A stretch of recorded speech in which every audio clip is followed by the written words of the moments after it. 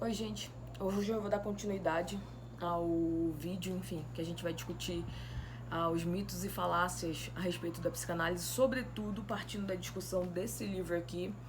Para quem não viu o primeiro vídeo, eu sugiro que assista, inclusive, para poder entender toda essa discussão. Partindo desse livro aqui, que é o livro do Darren Paul, que se chama Evasivas Admiráveis, como a psicologia subverte a moralidade. Então vou fazer simplesmente um apanhado geral do que a gente já vinha discutindo para que vocês entendam. Eu peguei ponto a ponto do que o Darren Paul vai falar nesse livro dele a respeito da psicanálise. Na verdade, ele não foca apenas na psicanálise, muito embora ele se delongue muito mais na psicanálise. Então ele vai falar, assim, num capítulo específico somente sobre a psicanálise. No segundo capítulo ele vai falar da psicanálise e de outras questões também, mas ele vai dedicar ali boa parte do livro dele como um todo, que não é um livro muito grande, né? Tem 100 páginas, é um livro bem curto. Tem até um momento em que ele diz, né? Nesse pequeno livro a gente discute algumas coisas e blá blá blá. E olha que coisa interessante, a maneira como ele se refere ao livro dele. Não é porque, enfim, é um pequeno livro porque é uma questão quantitativa. É um pequeno livro, basicamente, porque não tem substância de conteúdo alguma em absolutamente nada do que ele vai tratar. Isso é uma realidade, né? O livro dele, ele é pequeno porque é um livro pífio, é um livro pueril, é um livro que não teve o mínimo cuidado. Parece que ele fez algumas tweetadas ali e foi jogando tudo, né? Sem revisão alguma, sem referência alguma, nem nada. Então, a gente já estava aqui discutindo todas essas questões. Eu vou deixar, inclusive, na descrição desse vídeo o link do primeiro, mas, enfim, eu sugiro que você olhe aqui o canal, ele está logo aqui atrás. E agora eu vou dar continuidade, tocando justamente nos outros pontos que a gente já havia pincelado, que, enfim, que nós trabalharíamos no final das contas. Então, hoje eu vou simplesmente finalizar todas as questões que o Darren Paul vai trazer e vou dar continuidade em algumas outras. Uma coisa bem interessante a respeito disso tudo, em relação à psicanálise, que é um fator que acaba se tornando recorrente e acaba se repetindo diante de todos aqueles detratores, enfim, que a gente vê aí da psicanálise mundo afora. A gente tem alguns tipos de detratores da psicanálise, eles não são iguais, né? Eles não estão em apenas um único grupo, pelo contrário, eles se misturam, eles se confundem por vezes, eles têm ali peculiaridades completamente diferenciadas. Então você tem os detratores da psicanálise que são os moralistas religiosos, você tem os detratores da psicanálise que são os racionalistas cientificistas, você tem os detratores da psicanálise que basicamente são aqueles que vieram dela, mas que acabam, enfim, querendo se afastar o máximo possível.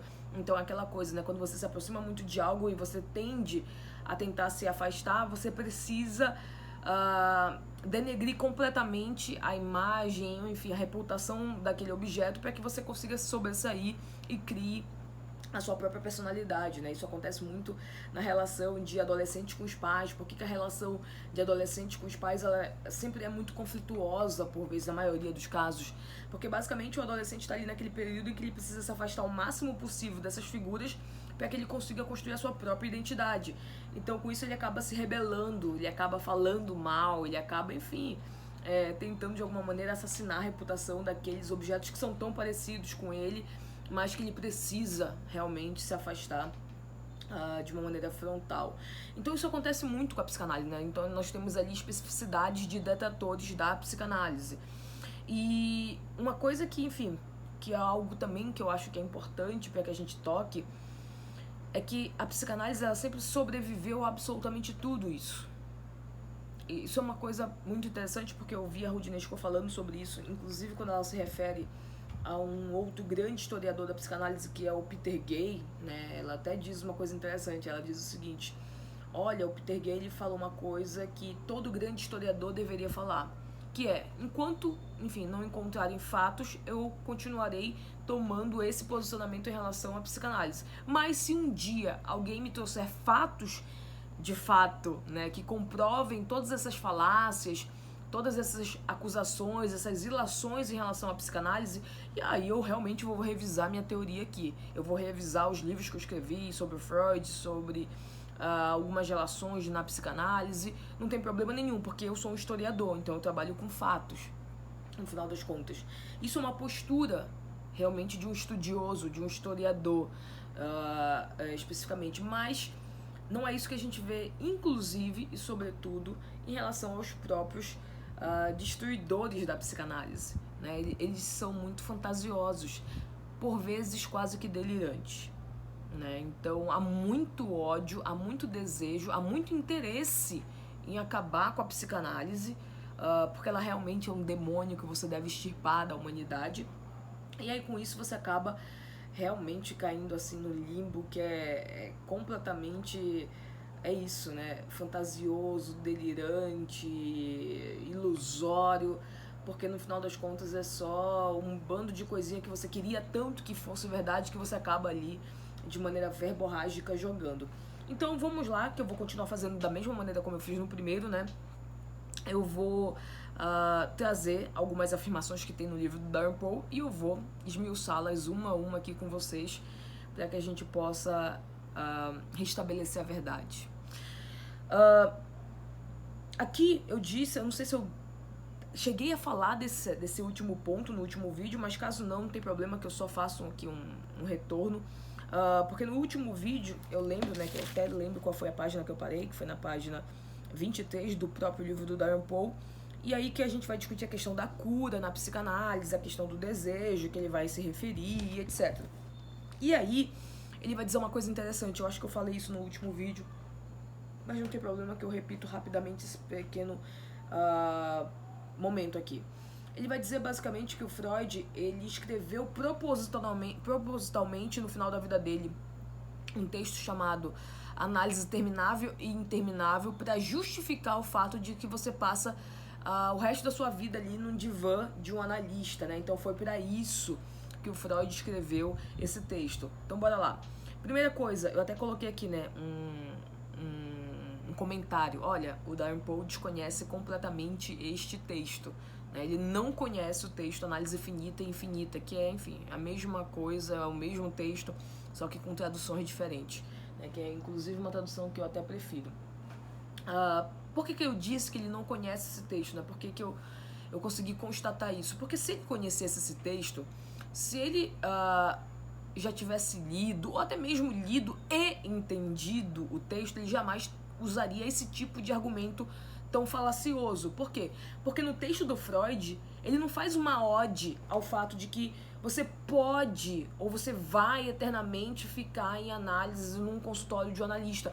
Não é sobre isso que se trata a discussão de uma análise terminável ou uma análise interminável.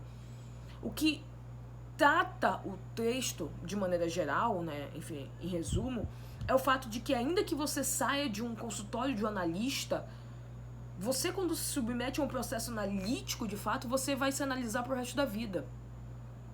Então, beleza, eu já não estou mais lá entre quatro paredes, deitada num divã, dentro de um consultório de psicanálise. Mas o trabalho que foi feito, ele vai reverberar até, enfim, até os últimos dos meus dias. Então não é que você vai continuar pagando um consultório, pagando um analista, nem nada do tipo, como ele fala por vezes, inclusive aqui no livro dele, né, de maneira bem jocosa. Você tem que ali gastar todo o seu dinheiro no consultório. Não é nada disso. É basicamente que, a partir de um trabalho pormenorizado, minucioso que foi realizado, a maneira como você acabará enxergando a sua própria vida, a sua própria realidade, e absolutamente tudo que lhe cerca, tudo que lhe ronda, lhe acompanhará até o final dos seus dias. Então, alguém que se submete a um processo analítico nunca mais, nesse sentido, realmente enxergará as coisas da mesma maneira. Porque as coisas deixam de ser sem sentido. As coisas deixam de ser pífias. As coisas passam a ter, nesse sentido, inclusive, um peso analítico muito mais forte. E você vai levar isso para a sua vida, né? Então você vai começar a tentar encontrar respostas, você vai tentar encontrar maneiras de entendimento sobre as suas próprias ações. Então isso a gente vai realmente levando ali, né? Ainda que a gente esteja fora de um consultório de um analista nesse sentido. O trabalho ele não se perde, Um inconsciente analisado é um inconsciente que vai se analisar também, enfim, ainda fora de um ambiente analítico nesse sentido, de um ambiente de um consultório particular.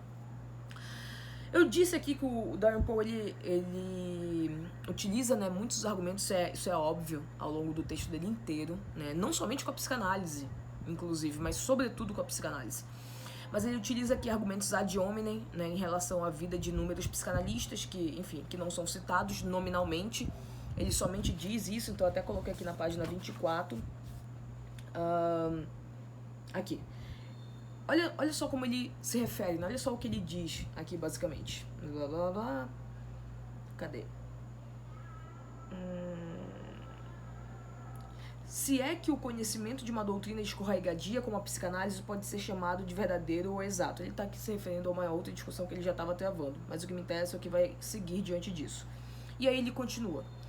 O cenário não é mais encorajador. Por exemplo, 9 dos primeiros psicanalistas vienenses, 1 em 17 deles cometeram suicídio.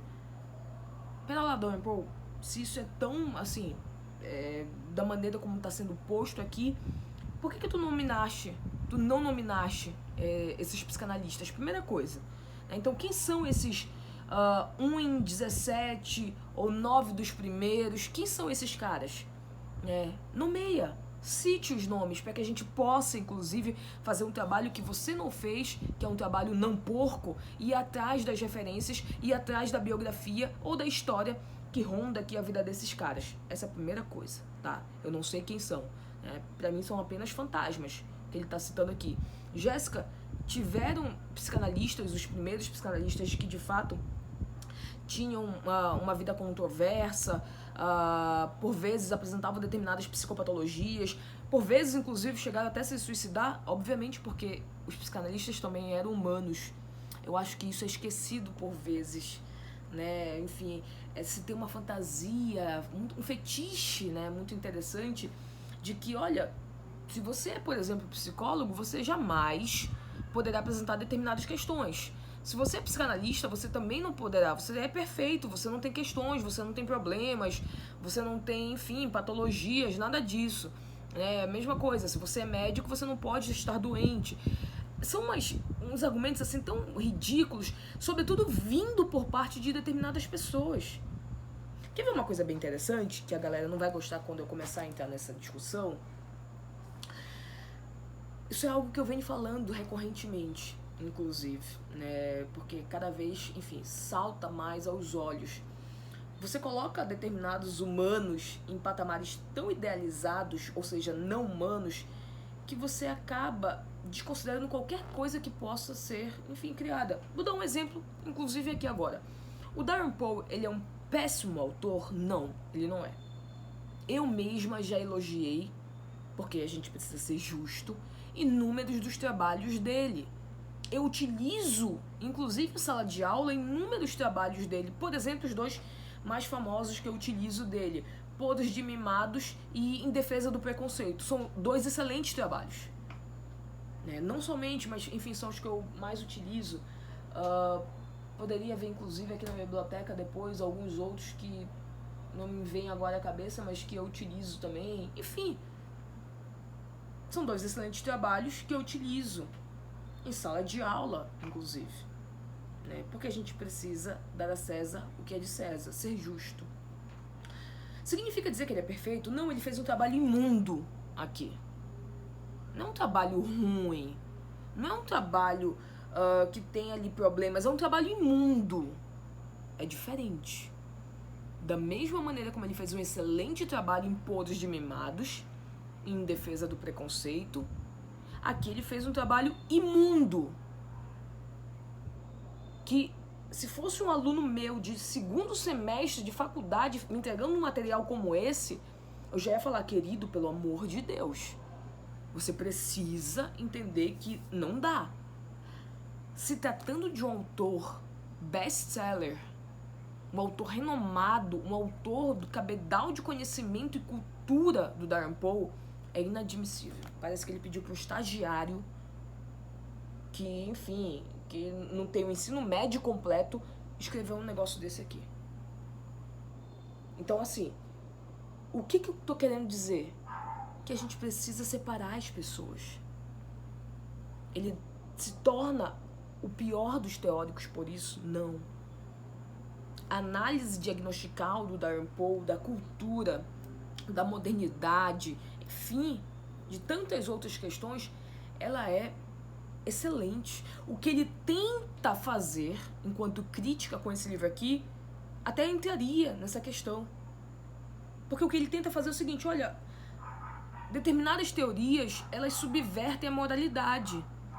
Porque elas vão relativizar a vida, porque elas vão relativizar a moral, a ética, os costumes. Enfim, eu entendo a crítica de fundo. O que não dá é pra você criticar uma coisa se você está fazendo a mesma coisa. Porque é exatamente isso. Eu disse isso, inclusive, no outro vídeo. Olha, o Darren Paul diz aí que o Freud ele é autoritário. Meu bem, autoritário é você que não cita uma fonte e quer pagar aqui de grande conhecedor de uma área. Que eu já demonstrei e tô continuando a demonstrar que não conhece. Mesma coisa um dia desse, uma colega minha, inclusive, lá de profissão, né, do Instagram, enfim, ela me mandou um vídeo que eu não conhecia, cara, eu preferia, inclusive, não conhecer, porque aí eu passo menos raiva, né.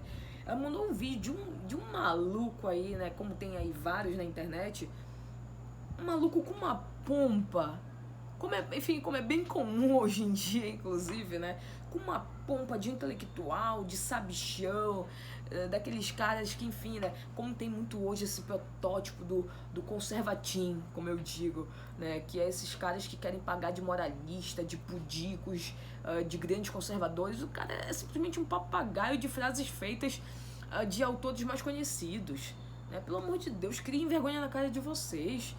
Se dizendo aí conservador, vocês não param nem pra ler, nem pra estudar. Ah, pelo amor de Deus, sabe? Tem coisas que não dá. Isso porque a galera diz que eu só critico a esquerda, né? Não, pelo amor de Deus, eu critico inclusive mais e com mais veemência aqueles que não poderiam dar esse tipo de vacilo. Porque aí você dá munição pro inimigo, querido. Pelo amor de Deus, sabe? E aí o maluco, enfim, como sempre...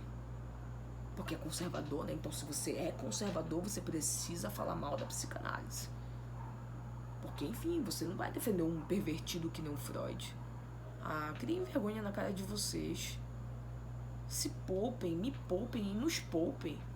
Pelo amor de Deus. Cara, eu ainda não conheci ninguém desse meio conservador que conheça a psicanálise. Aliás, tô mentindo. Conheci uma única pessoa, que é a Raquel Piloto. É a única que eu conheço. Que conhece de fato, que estuda de fato e que é do meio conservador. Que eu acho que ela nem, se eu não me engano, ela nem se intitula conservadora, ela se intitula mais liberal. Não lembro, mas se eu não me engano é isso. Mas enfim, que não é de esquerda, né, que já é muita coisa hoje em dia. Só ela, que de fato conhece. O resto é uma vergonha atrás de vergonha.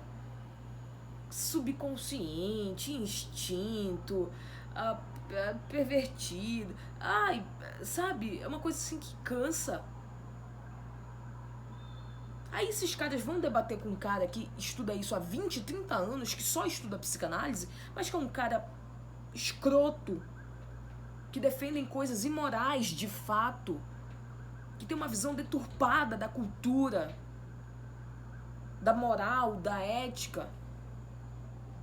E aí esse cara, que é um escroto, ele dá um banho nesse bando de retardado aí que se diz conservador. Não por um aspecto moral, mas porque eles desconhecem aquilo que eles querem debater. Aí não dá, aí tem que passar vergonha mesmo. Porque vocês perdem chances que são fundamentais para desmontar esse tipo de gente. Que aí sim, perverte a moralidade, que relativiza a vida, os valores. Porque vocês são pseudos moralistas. São falsos moralistas. E merecem passar vergonha em praça pública como passam. Porque nunca leram um Freud na vida, ou se leram é de uma tradução que não não sabem, assim, que nem se trata de psicanálise, por conta da tradução que deturpa completamente a teoria. E aí vem pagar de sabichão, aí o cara lá falando, pegando os 3 ensaios do Freud, falando, olha, é porque o Freud tá dizendo aqui que basicamente a criança, ela tem um desejo sexual pelo seio da mãe. Olha, isso daí é tipo uma pedofilia exposta. Cala a boca, burro. Cala a boca, burro. Não é possível. Não é possível. Esse tipo de gente tem que passar vergonha. Não é que os valores, por vezes, eles sejam equivocados. É que ele não conhece aquilo que ele acredita que é o inimigo dele, que por vezes nem é. Se ele conhecesse, ele não faria isso. É o seguinte, você pode discordar de muita coisa do que o Freud escreve. Mas você não pode ser um acéfalo completo e não conhecer e simplesmente discordar por uma birrinha de frase de efeito que vocês ficam comprando aí de livros como esses. A galera que lê esse livro aqui, a galera conservadora que lê esse livro aqui e que não vai ler o Freud, tem mais é que se fuder mesmo. Tem mais é que passar vergonha. De gente ridícula. Isso que é o mais foda. Vocês perdem pra pessoas ridículas. Pra pessoas que são quase que psicopatas, que defendem o indefensável. É isso que me deixa mais louca. Porque vocês são burros. Igual a eles. A diferença é que eles se especializaram numa área que vocês não. É a única diferença. Então, se você vai falar de Freud com um Christian Dunker, e você vai dizer pro Christian Dunker, que estuda isso daqui há 30 anos, que lê no original Freud, por exemplo, que conhece os comentadores, você vai dizer pro Christian Dunker, olha, tu és um comunistazinho aí, que defende o indefensável, que defende a imoralidade, que relativiza os valores, igual o criador da psicanálise, que é o Freud, que era um pedófilo, que era um pervertido.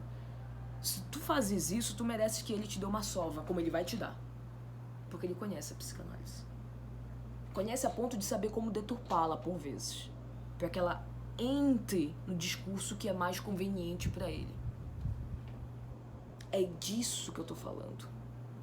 Tem determinadas pessoas que conhecem tanto determinados assuntos que conseguem moldá-lo para que ele se encaixe naquilo que elas querem fazer com que o público acredite. Por que pegaram o ranço da Rudina Scoh? Porque a Rudina Scoh mostrou exatamente esse modus operandi deles. Então, é como se a Rudina Scoh fosse aquela pessoa que vai desmascarar o Mr. M. Ou seja, vai perder a graça da mágica. É como se eles estivessem dizendo o seguinte, olha, Rudina Scoh, cala a boca, porque tu estás aqui piorando pra gente. Porque tu vais fazer com que o público, inclusive, ele entenda que, enfim, no final das contas, é exatamente isso que se queria passar. Então, nesse sentido, a maneira como a gente precisa entender determinadas questões que envolvem a psicanálise, enfim, tantas outras teorias aí, né? Um dia desses eu vi alguém falando, né? Esses caras vão ficar, enfim, continuar passando vergonha quando simplesmente ficarem soltando frases de efeito a respeito do Marx. Porque nunca leram Marx, nunca leram teorias marxistas, né? Simplesmente sabem, por conta de teorias que já foram trituradas no liquidificador para dar simplesmente, né, o suco da teoria e não mais a fruta, que aquilo ali é errado, que aquilo ali já foi basicamente refutado por grandes economistas, né, da história. Então eles vão lá e se apropriam de frases de efeito sem ler Marx, e aí quando vão participar de um debate, enfim, com grandes estudiosos do Marx, vão lá e vão passar vergonha. Entendam, eles não estão passando vergonha porque por vezes os valores estão errados. É porque eles simplesmente acusam em coisas que eles não conhecem. A discussão ela tem que ficar, por vezes, num plano moral, num plano ético, não no plano teórico, porque vocês sempre vão apanhar, porque vocês não são especialistas naquela disciplina, naquela temática, naquela área, para que vocês possam, no final das contas, discuti-la, abordá-la. Então, sobre isso daqui, é exatamente isso que a gente está falando. Só que tem uma grande questão em relação à psicanálise e o marxismo, por exemplo. Que a psicanálise, ela não defende muitas das coisas que esses detratores, por exemplo, conservadores, dizem que ela defende. Eu deixei aqui mesmo no canal um vídeo da Rudina Scoh falando, como ela já falou várias vezes, inclusive na própria biografia do Freud, né? Freud no seu tempo e no nosso, falando do posicionamento político do Freud, que quase ninguém fala. Quase ninguém da psicanálise, que é conhecedora da psicanálise, fala sobre isso. A única que eu vejo falar sobre isso abertamente e claramente é a Rudina Scoh, por exemplo. Que o Freud era um conservador. Que o Freud, na economia, ele era o mais liberal. Que o Freud defendia a monarquia. Tá aqui no vídeo, vai lá. Eu deixei também lá no meu Instagram, legendado. Eu fiz questão, inclusive, tive um trabalho de colocar legenda. Eu mesma traduzi o vídeo porque ele só tá em francês. Eu fui lá traduzir ponto a ponto, tive um puta de um trabalho. Pra que você, enfim, que não fale francês ou que não consiga legendar aqui pelo YouTube, consiga acessar o que a Rudina Scoh tá trazendo pra gente. Então, são essas questões que essa galera que não conhece nada jamais vai acessar ou vai saber, por exemplo. Que o Freud era conservador e que ele, economicamente, era liberal. Porque o que essa galera pensa? Não, ele era um demônio igual o Marx, que defendia socialismo, que era comunista e etc. Longe disso, o Freud tem textos e mais textos que ele critica abertamente o comunismo. Sabe por quê? Porque o Freud, ele odiava todas as ilusões. Absolutamente todas. O Freud sentiu na pele, pessoalmente, na própria família dele, os problemas do autoritarismo, do totalitarismo. As irmãs do Freud morreram em campos de concentração. Então é óbvio que esse homem jamais defenderia governos autoritários. A gente vai chegar nisso, inclusive. Então aqui, enfim, ele não faz nenhuma citação, como você já sabe, mas ele não cita nenhum nome, né? Não é nem que ele não cite livro, ele não cita nenhum nome dos caras que ele está se referindo aqui, enfim, em relação à psicanálise, né? Os primeiros psicanalistas, como ele diz. Só que aí vai entrando uma outra questão que a gente já discutiu, mas eu só vou retomá-la aqui rapidamente.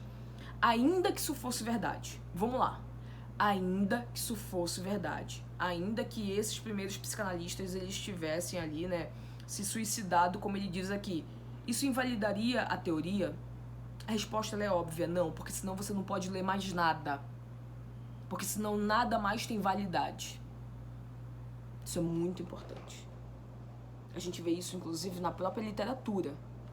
A gente vê isso nas artes, a gente vê isso no cinema. Se você começar a avaliar a obra pela biografia plenamente do autor, você não estuda mais nada, nada mais tem validade. Se você parar para pensar, por exemplo, inclusive um santo para a Igreja Católica, que é Santo Agostinho, ele era um pagão. Então, Santo Agostinho, ele não nasceu santo, ele era pagão.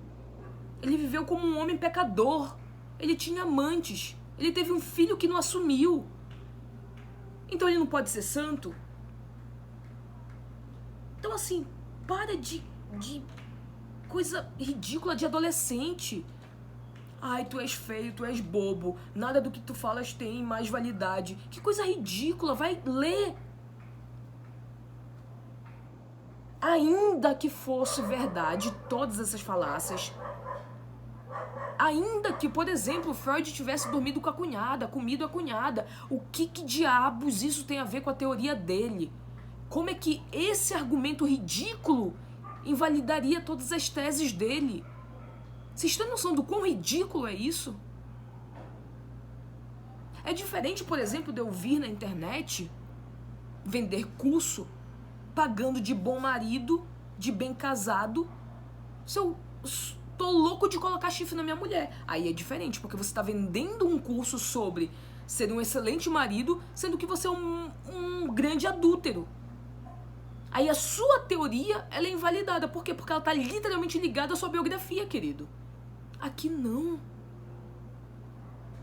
Novamente, ainda que fosse verdade, o que diabos isso tem a ver com a leitura do Freud sobre a cultura? O que diabos isso tem a ver com o mito do pai da horda? O que diabos isso tem a ver com, sei lá, com a análise da religião, sabe? Com a teoria da sexualidade, com a teoria do inconsciente? O que diabos isso teria a ver? Absolutamente nada. Então se faz simplesmente para que queira-se ter algum tipo de argumento que você não pode ler esse cara porque, meu Deus, ele transava com a cunhada, que não transava. E aí eu vou tomar uma posição igual da Rudina Escola do Peter Gay. Queridão, se você trouxer uma prova cabal, plausível e não loucuras da sua cabeça, eu venho aqui, eu vou fazer um novo vídeo e vou dizer, olha só, o Freud realmente ele comia a cunhada. Foi comprovado. Eles têm fotos, eles têm relatos, eles têm áudio, eles têm vídeos que demonstram que eles de fato tiveram um caso, que de fato o Freud traía a mulher com a irmã dela, que de fato o Freud pediu para que ela abortasse. Se você me trouxer alguma coisa que corrobore isso, eu sou a primeira a vir aqui fazer o meia-culpa e dizer, olha, não é que eu estivesse errada, é que agora que tem algo que prove, eu não vou contestar fatos, que eu não sou essa galera lunática. A intelectualidade, para vocês, inclusive, que gostam, né, dessas discussões sobre ética, moralidade, então bora lá. A intelectualidade é você adequar o intelecto aos fatos que se apresentam para você. Ou seja, verdade conhecida é verdade obedecida. É basicamente esse o lema.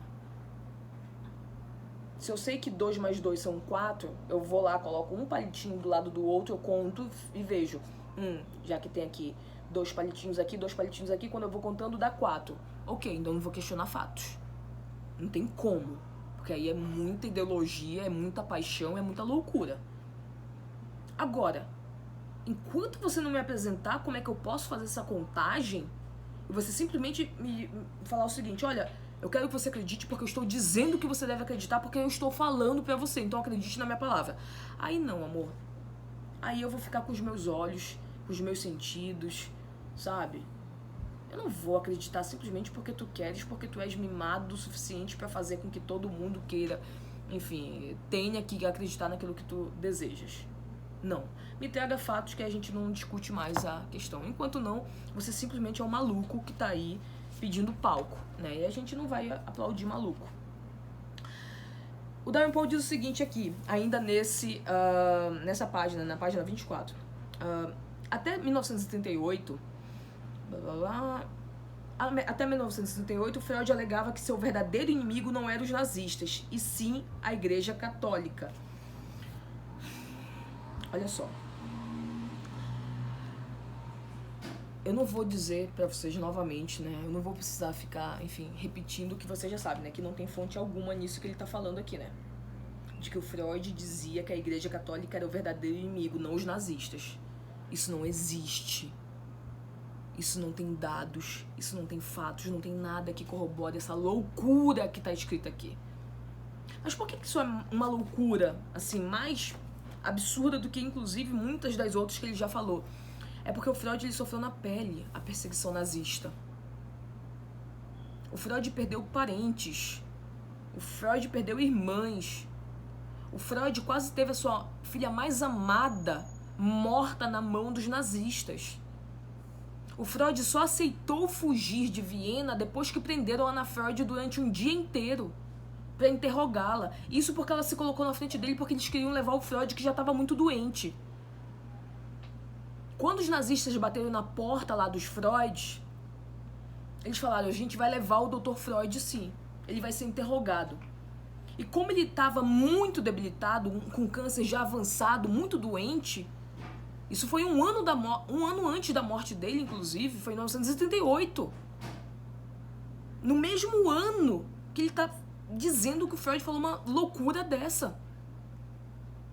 Quando isso aconteceu, Ana Freud se colocou na frente do pai e disse: não, vocês não vão levar meu pai, me levem, porque tudo sobre a psicanálise eu sei responder. Porque sou eu que tomo conta da teoria do meu pai, da obra do meu pai. Sou eu que estou, inclusive, viajando para responder por ele, quando vou prestar uma homenagem. É a Ana Freud que vai receber o prêmio Goethe pelo Freud. É ela que leu o discurso que o Freud escreveu. Porque ele não mais, há tempos, inclusive, tinha condições de fazer isso. Ou não queria, não desejava, enfim. Então os nazistas pegam Ana Freud, levam Ana Freud, passam um dia inteiro com ela, com Freud em casa, que nem um maluco andando do lado pro outro, porque ele achava que iam matar a filha dele, a filha mais amada dele, inclusive. Então você me dizer aqui que ele tinha como inimigo mais a Igreja Católica do que os próprios nazistas, você tá de sacanagem com a minha cara. Isso é uma falta de respeito, inclusive. Sobretudo de alguém que fica o tempo inteiro, de maneira verborrágica, falando dos malefícios de regimes totalitários como o nazista. E você fica brincando com isso aqui, com alguém que sofreu na pele a perseguição nazista, tu tá de sacanagem com a minha cara, Darren Paul. Só podes estar. É muita falta de vergonha na cara, de verdade. Com toda a venha que eu ainda tenho por ti. Ela, a psicanálise, faz com que as pessoas se voltem permanentemente para dentro e arranca a individualidade de sua linguagem e a substitui por um jargão impessoal. Eu acho que o jargão impessoal que ele está se referindo aqui é basicamente os termos que ganharam força no senso comum. Né? Então você falar que você é narcísico, que a pessoa é narcisista, você falar que você não resolveu direito o seu Édipo, você falar que determinada pessoa tem recalque de você, ou seja, você vai utilizando termos que são, enfim, casos da psicanálise, que são conceitos da psicanálise, colocando esses conceitos, entre aspas, como termos de uma língua comum no dia a dia, sem conhecê-los de fato, diga-se de passagem, e aí você vai retirando a individualidade, vai simplesmente colocando esses jargões aí impessoais. Só que o que o Freud tem a ver com isso? O que a psicanálise tem a ver com isso? Com o fato dela ter ganhado força no senso comum, na sociedade comum, sobretudo porque as pessoas se identificavam com a teoria. O que a psicanálise e o Freud tem a ver com isso? Você vai tomar satisfação das pessoas que utilizam e não da psicanálise ou do Freud. O fato das pessoas deturparem uma teoria que eu fiz não invalida a minha própria teoria. Eu não sou responsável por cada um que vai ler e entender de uma maneira. Tu mesmo, se fosse por isso, terias que responsabilizar a psicanálise pelo fato de tu não entender de nada sobre ela, por exemplo. Meu Deus. Muitas vezes é como se elas tivessem sido submetidas a um tipo estranho de lavagem cerebral. Mano, tu estás com inveja. Porque ela é muito mais desconhecida e disseminada do que a tua própria teoria. Que coisa feia, Darren Paul. Nem parece que é o cara que escreveu Podres de Mimados. Tu tá se comportando como um tal agora. Como alguém podre de mimado. E aí ele diz uma coisa que é maravilhosa. Ele chama todo mundo de burro. Bom, não que ele já não estivesse chamando, mas é que ele é mais direto. Né? Todo mundo, no caso, que se submete à análise, que se submete à psicanálise. Olha o que ele diz aqui. Freud descobriu um método brilhante de manter os analisandos leais. Olha só. Freud descobriu um método brilhante de manter os analisandos leais. Não estou afirmando que fez de propósito. Ou seja, ele descobriu, mas ele não é tão inteligente assim. Entendeu? Então eu já vou dizer aqui que ele descobriu, mas não foi ele que descobriu, porque senão eu ia ter que dizer que ele é tão brilhante a ponto de conseguir controlar a mente de todo o universo. Mas aí eu não vou dar essa colher de chá pro Freud, porque enfim, né? Eu ia estar reconhecendo que ele é brilhante. Meu Deus. E aí ele diz o seguinte: se o tratamento for caro e longo o suficiente, as pessoas sempre chegarão à conclusão de que ele foi, de alguma forma, benéfico, pois de outra forma teriam desperdiçado tempo e dinheiro e pareceriam tolas, até mesmo aos próprios olhos. Cara, assim, tem coisas que eu juro que eu fico assim, abismada de ter que responder. Porque parece que eu tô lendo um livro de ficção científica, de fantasia. Porque não é possível que a pessoa tenha escrito isso, mas ela escreveu. Então é assim, é basicamente o seguinte, ele tá dizendo o seguinte: olha, a psicanálise ela só tem essa força toda porque ela descobriu uma coisa maravilhosa. Ela é muito prolongada e ela cobra muito caro. Ainda tá no negócio, tá preso, né? Tá fixado no negócio do preço caro aqui, que eu não sei o porquê, né? Que a gente já falou sobre isso, mas bora lá. E aí, por que isso é uma sacada de mestre? Porque todo mundo, e aí eu vou fazer aqui, né? Vou abrir um parênteses. Todo mundo, narcísico como se é, vou utilizar aqui, né, a teoria freudiana, a teoria psicanalítica da Darren Paul. Sei que tu não vais gostar, mas bora lá, pra explicar inclusive a tua própria elucubração, tá? Como a gente é muito narcísico, a gente se acha muito, a gente jamais iria admitir no final das contas que a gente se enganou, que a gente foi feito de besta, de otário, que a gente pagou muito dinheiro para analistas, para consultórios de psicanálise, que a gente levou anos fazendo análise, mas que ela não tem eficácia. E que aí a gente simplesmente, enfim, vai ter, no final das contas, depois de chegar nesse entendimento, que concordar que ela é eficaz para que a gente não saia com cara de idiota, com cara de bobo, com cara de palhaço. Porque senão a gente teria que dizer, no final das contas, que nós somos muito burros para termos sido enganados tanto tempo assim e dessa maneira tão ardilosa. E aí, como a gente nunca vai admitir que a gente é burro, porque a gente é narcísico, o que a gente faz? Não, então olha, a psicanálise, ela realmente funcionou pra mim, tá? Ele tá dizendo o seguinte: ela não funciona, mas você vai dizer que ela funcionou. Cara, que onipotência é essa, Darren Paul? Meu amigo, olha, chega a ser delirante, sério mesmo, me preocupa. Depois eu entendo do porquê que a Rudina Sco fala sobre essas fantasias que podem chegar e por vezes chegam a delírios. Porque é quase delirante isso aqui, bicho.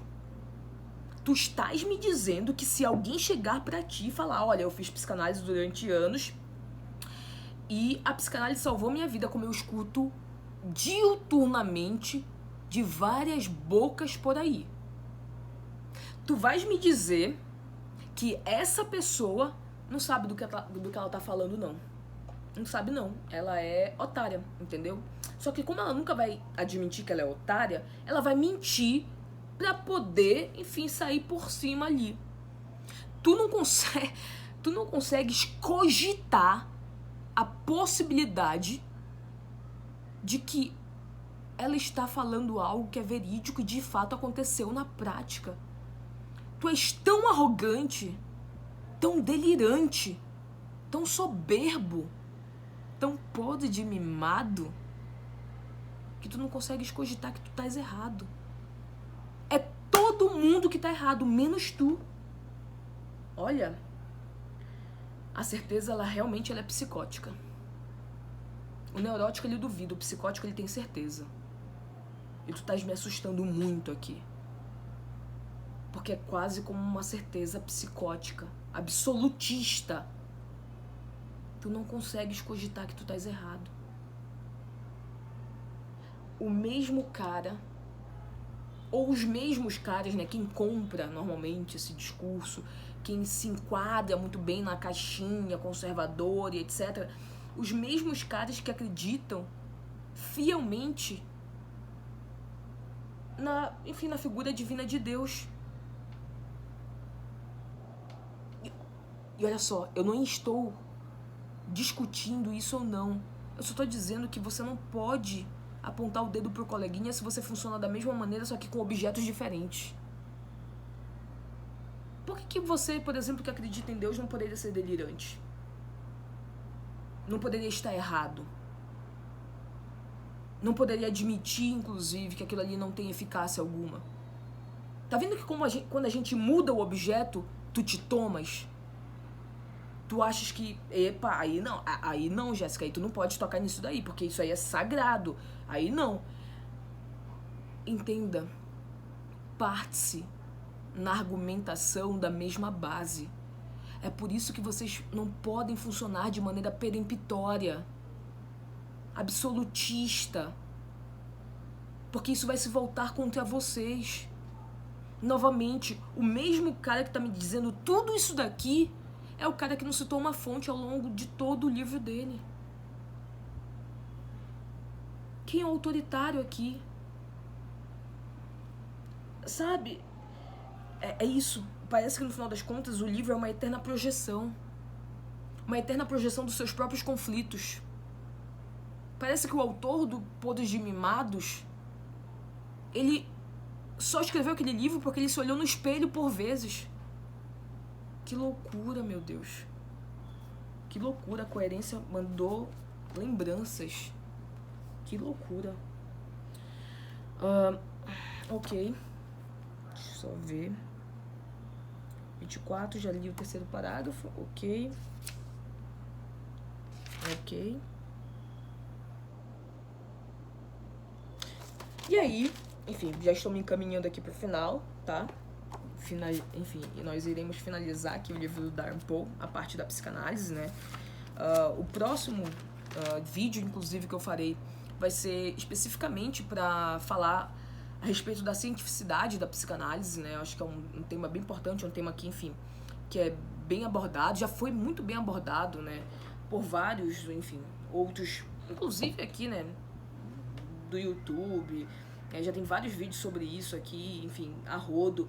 Eu vou tomar de uma outra perspectiva para não ficar, enfim, repetitiva, redundante do que já se tem de materiais excelentes, inclusive aqui.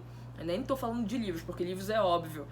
Tô falando de vídeos, né? Enfim, já que a gente tá aqui nesse formato do vídeo, já tem livros aí que são... Livros não, olha certo, falho. Já tem vídeos aí que são excelentes e que realmente estão bem completos, que demonstram uma consistência sobre essa discussão da cientificidade da psicanálise. Mas eu vou tomar de outra perspectiva, que eu vou tomar, inclusive, partindo dois livros da Rudina Esco, desse daqui, que eu ainda vou falar bastante, acho que não agora, acho que agora é só talvez eu consiga falar de um ponto ou outro, mas sobretudo em relação à cientificidade, que a psicanálise ela é muito acusada, e desse outro aqui, que está bem aqui, que é, enfim, o Em Defesa da Psicanálise. Eu vou tomar como perspectiva esses dois materiais para que a gente aborde no outro vídeo, especificamente só sobre a cientificidade da psicanálise, toda essa discussão, porque eu acho que tem coisas bem interessantes aqui e que quase ninguém se refere nessa discussão sobre esses livros. E aí, enfim, como eu sou fã da Rudina Esco, né, eu vou trazê-la aqui para essa discussão, porque ela realmente contribui de uma maneira bem interessante, sobretudo por um viés historiográfico, que é a praia dela, né, que é, enfim, a grande área que ela domina aí nesse sentido. Mas bora lá pra gente finalizar essa segunda parte aqui, né, desse segundo vídeo em relação aos mitos e falácias a respeito da psicanálise. O Darren Poe vai dizer basicamente o seguinte: somos vítimas do nosso passado, sobre o qual nada podemos fazer, a não ser que paguemos 4.000 sessões a um analista, né? Então aqui ele está fazendo mais uma crítica de que a psicanálise nos lê de uma maneira em que todos nós somos vítimas do nosso passado e que nós vamos sofrer né, todas as maldições que ficaram lá recalcadas e que, enfim, nós continuaremos nessa posição a não ser que paguemos mais de 4.000 sessões a um analista, né? Enfim, investimos esse dinheiro aí nessa perspectiva, que aí a gente poderia de fato sair dessa posição. Olha, eu acho que enfim, vou tomar inclusive isso para que a gente finalize o vídeo, né, numa, sei lá, numa perspectiva, né, de pensamento, inclusive argumentativa, né, que te faça pensar, que tu comeces a pensar sobre isso aí.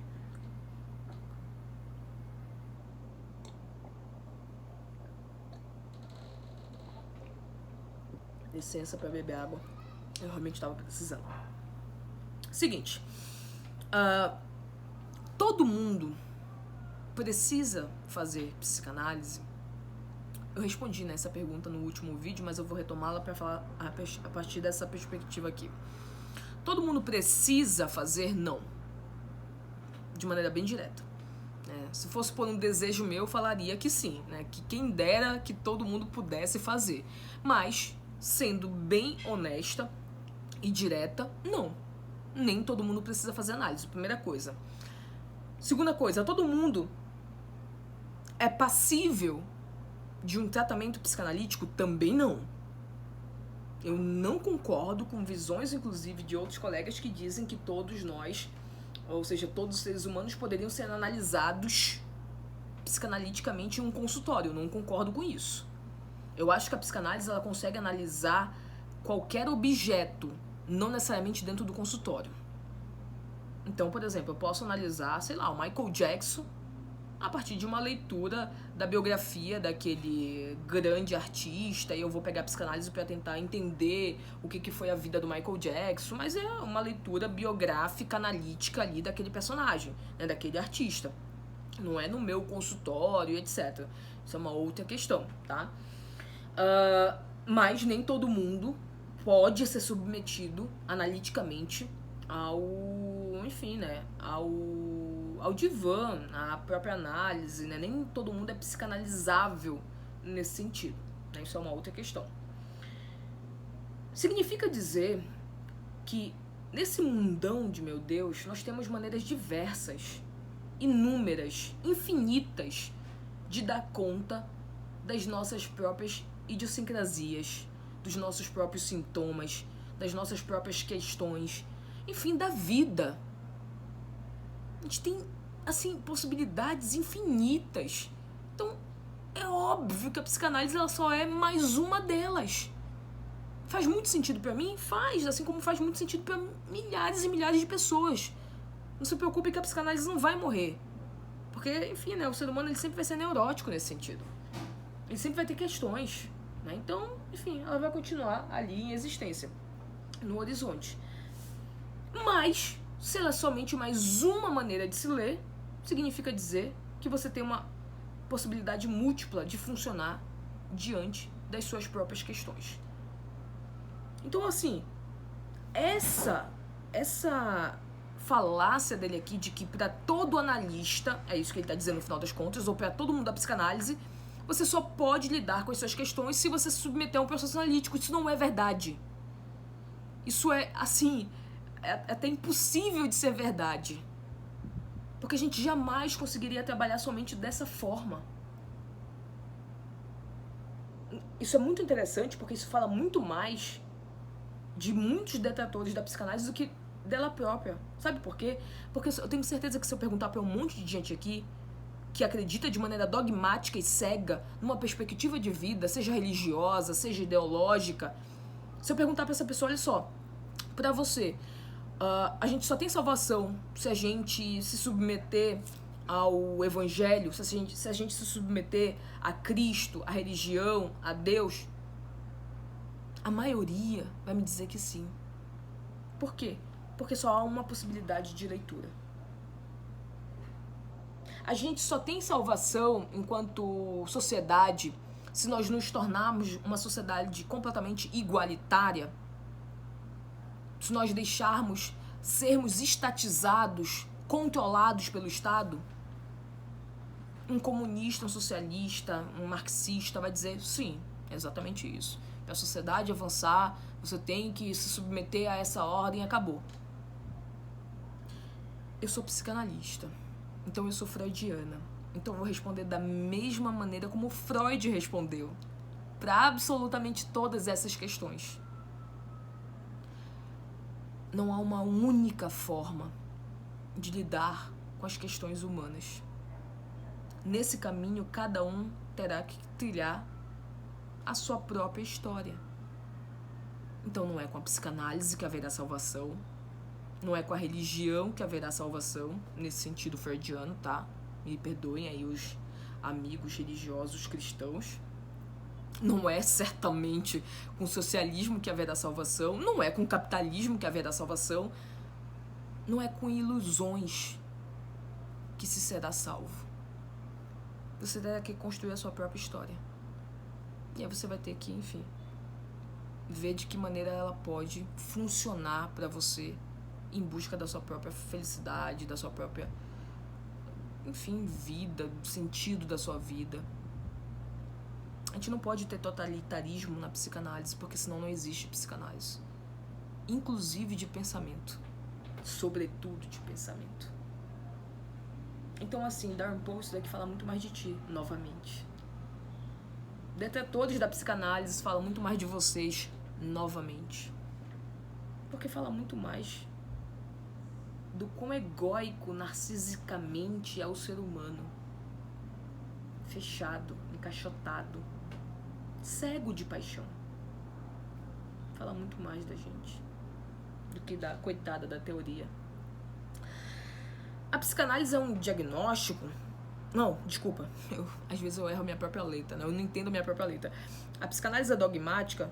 Não falarei sobre isso, porque eu já discuti isso no último vídeo, mas tá aqui nas minhas anotações que eu tenho que ler a página 32. Bora ver por que eu tenho que ler a página 32. Comentar a página 32. Bora lá. Já até vi aqui o parágrafo que eu grifei pra eu comentar. Olha o que o Darren Paul diz aqui, né? Isso aqui nem é mais, olha, o primeiro capítulo que ele dedica só pra psicanálise, tá? Isso aqui já é no segundo capítulo. Página 32, ele diz o seguinte: confrontados com as evidências de que este era o caso... Deixa eu ver o que ele tava falando pra eu poder me lembrar do que era o caso.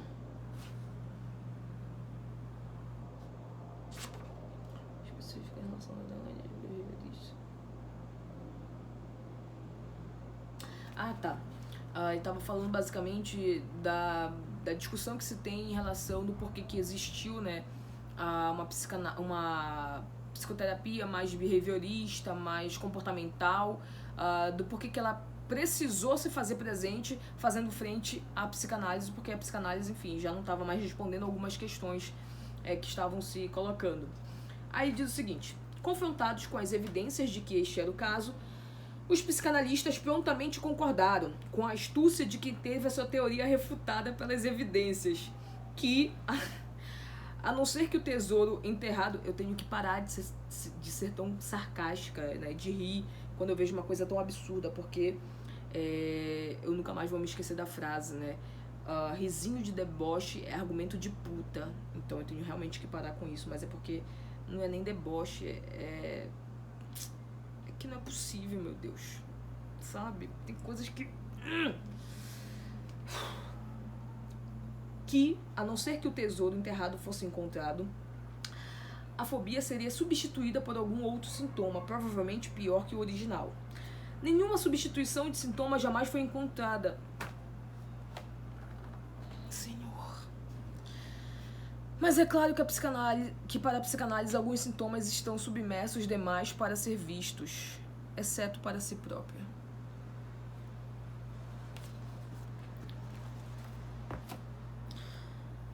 Bora lá.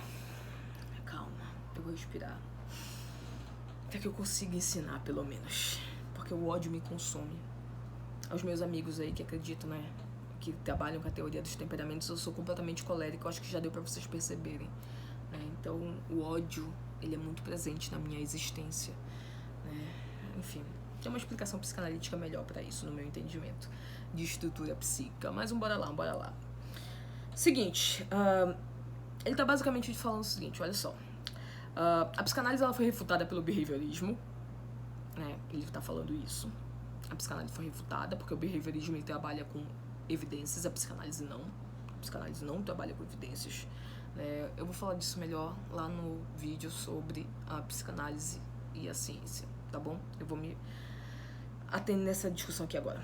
E aí, como a psicanálise não trabalha com evidências, a psicanálise diz o seguinte: olha, beleza, você consegue retirar um sintoma que o paciente apresentou. Você é behaviorismo, tá? Você vai lá com a sua teoria, com a sua técnica, você retira o sintoma que o paciente estava apresentando. Então, ele tinha medo de aranhas, tinha fobia de aranhas. Aí você vai lá e você retira com uma terapêutica, né, uma dessensibilização ali sistemática, e você vai aproximando cada vez mais o objeto do paciente, e aí ele acaba perdendo o medo. Pronto, acabou, não tem mais o sintoma, não tem mais fobia de aranha, ok. E aí, quando a psicanálise se deparou com isso, ela ficou completamente horrorizada. Meu Deus, descobriram que nós somos uma farsa, né? Descobriram uma teoria, uma técnica melhor. Agora a técnica tira o sintoma e a gente jamais vai fazer isso. Senhor, o que a gente vai fazer? Descobriram. E aí, a psicanálise respondeu. E ela diz o seguinte: olha, Mas é porque você só retirou o sintoma, você não tratou da causa. E aí esse sintoma que você retirou, ele vai voltar e vai se manifestar de uma outra forma, com outro sintoma e de uma maneira muito pior. E aí, os únicos que vão conseguir ter acesso a isso, de fato, é a psicanálise, que vai olhar a causa disso e não mais as outras terapêuticas. Só que sintomas esses que a psicanálise diz que vai voltar, eles nunca voltaram. Darren Paul, não voltaram pra quem, Darren Paul? Quais foram os pacientes que tu entrevistaste? Por exemplo, Darren Paul, só por exemplo, vai lá. Me diga quais foram os pacientes que você entrevistou, que você fez anamnese, que você avaliou e que apresentavam sintomas que foram retirados pela TCC, por exemplo, pela psicologia comportamental, psicoterapia comportamental, e que nunca mais nenhum sintoma voltou. Me diz aí, Darren Paul, quais foram os pacientes? Não é possível. Não é possível. É o seguinte, vai lá, tem quem quer estudar, tá? Então agora eu vou me voltar só pra vocês, eu não vou me voltar mais pra gente que por vezes eu acho que não vai ter mais salvação, sabe? É isso, tem gente que não tem mais salvação porque não é possível. É o seguinte, a psicanálise, ela tem um interesse profundo pelas causas daquilo que nos afeta. Porque ela sabe que se ela ficar apenas na consciência, na racionalidade, na expressão sintomática, o sujeito ele nunca terá chance de elaborar aquilo que causou a manifestação sintomática dele. É por isso que psicanálise não é psiquiatria, sobretudo a contemporânea, que visa a extirpação de sintoma e chama isso de tratamento ou de cura. A psicanálise lida com as causas que criaram os sintomas. Então, isso é evidente, sei lá, para quem atende em consultório. Se você for honesto o suficiente, você pode não ser da psicanálise, mas você vai, se você atende em consultório, se você tem paciente, você já viu isso acontecer. Você vai lá, de maneira brusca, você simplesmente extirpa o sintoma. Tacou-lhe medicação no paciente, saiu o sintoma. Ok. Me diga com honestidade se aquele sintoma que foi tratado apenas com medicação ou com uma técnica de dessensibilização sistemática naquele momento, me diga se isso não volta de alguma outra maneira. Me diga se o conflito ele não se atualiza de alguma outra forma.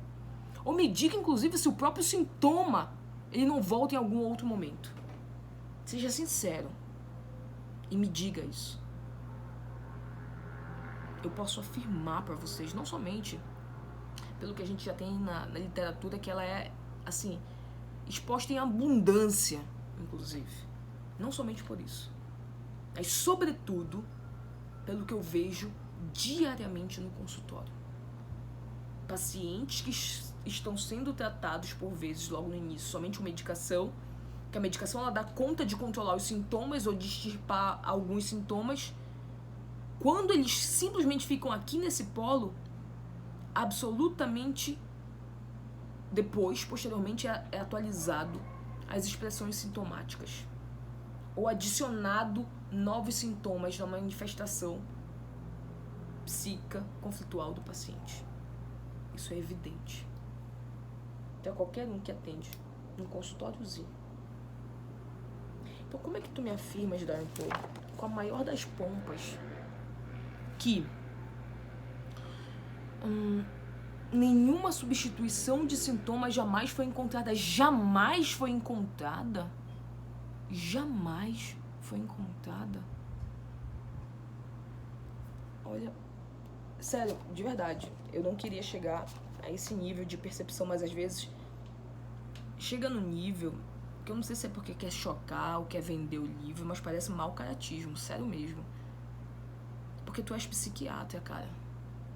Tu sabes que isso acontece diariamente. Tu és psiquiatra, tu sabes disso. Todo psiquiatra que se preze sabe que não pode ficar somente na medicação, porque senão, primeiro, o organismo ele cria uma armadura para fazer frente organicamente, quimicamente, aquela medicação vai ficando sem valor químico no organismo. É por isso que precisa mudar a dosagem, precisa mudar a medicação, precisa adicionar mais de uma medicação. Qualquer psiquiatra, qualquer um sabe que isso aqui é verdade. Como é que tu me diz um negócio desse, cara? Sério, chega a ser mau caratismo. De verdade, eu não queria chegar nesse tipo de percepção ao teu respeito, Darren Paul, mas... assim, tá no nível demais já, cara. Pelo amor de Deus, sabe? Cria vergonha na cara, sério mesmo. Meu Deus. E aí, eu até coloquei aqui, né? Deixa eu só ver. Ah, tá. Vou pra finalizar, enfim, a última anotação que eu havia feito aqui é que o Darren Paul, em determinado momento do livro dele, ele vai dizer o seguinte, olha, todas essas teorias que a gente está discutindo aqui, porque não é só a psicanálise, muito embora a ênfase dele maior seja na psicanálise, né? Mas todas essas teorias, elas poderiam ser suprimidas simplesmente por uma boa literatura. Ele diz o seguinte, olha, não precisa fazer psicanálise, não precisa fazer TCC, não precisa fazer nada disso. Sei lá, faça leitura de livros do Dostoiévski. Faça leitura de livro do Goethe, de Flaubert, Machado de Assis. Machado não, que talvez ele nunca tenha lido Machado, né? Então, a leitura desses autores clássicos da literatura, ela vai servir melhor que qualquer tipo de terapêutica que você poderia realizar. Olha, querido, sabe quem foi que partiu da literatura para montar a sua teoria? Para criar a sua teoria? Inclusive dizer que os maiores conhecedores da alma humana eram os poetas? Foi o cara que você passou o livro inteiro mentindo sobre, que se chama Sigmund Freud. Ele falou antes de ti. E talvez tu estejas até plagiando, em certa medida, o que ele falou. Mas talvez tu não tenhas lido o Freud. Talvez não. Certamente. Ou se leu, não entendeu. Vai falar tanta merda dessa maneira.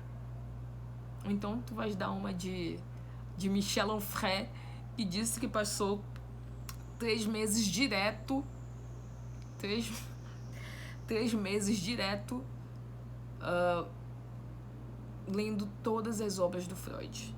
Ele leu todas as obras do Freud em 3 meses. Jéssica, estatisticamente é possível. Olha, bora lá. Estatisticamente não é impossível, mas esse cara, ele deveria, enfim, ele teria que ter ficado 16 horas por dia, todos os dias, de segunda a segunda, né, ou de domingo a domingo, durante esses 3 meses, ou seja, durante esses 90 dias, todos os dias, de domingo a domingo, no mínimo 16 horas, para conseguir terminar todas as obras do Freud. Ele fez isso? Não, amor. Se você acredita nisso, aí já não tenho mais muito o que fazer por você, sabe? Porque qualquer pessoa, minimamente, enfim, que conhece as críticas do Michel Onfray, que eu vou falar bastante pra vocês sobre elas no próximo vídeo, jamais poderia acreditar que ele tem um mínimo de conhecimento sobre as obras do Freud. Porque ele mente, ele coloca dados inverídicos, dados mentirosos, falaciosos. Então só alguém que tem um profundo desconhecimento sobre determinada obra poderia fazer isso. Não foi o cara que disse que leu toda a obra do Freud em 3 meses, né? Então, não. E o Darren Paul também não. O Darren Paul é outro que nunca leu nada do Freud. E se leu, não entendeu. Mas eu acho que não leu não, porque aí já seria uma questão